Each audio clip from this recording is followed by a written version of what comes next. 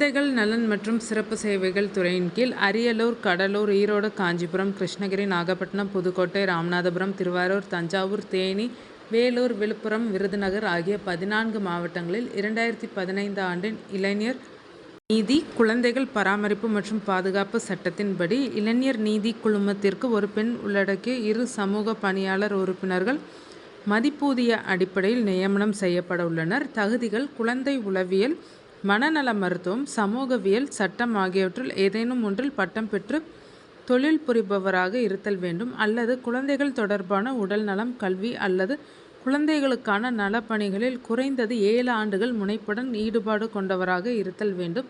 வயது வரம்பு 35 முதல் 65 வரை உள்ளவர்கள். விண்ணப்பங்களை www.dscpimms.tn.gov.in என்ற இணையதளத்தில் பதிவிறக்கம் செய்து பூர்த்தி செய்து 7/3/2025க்குள் சமர்ப்பிக்கவும். மேலும் விபரங்களுக்கு திரையில் தெரியும் QR கோடை ஸ்கேன் செய்து தெரிந்து கொள்ளவும்.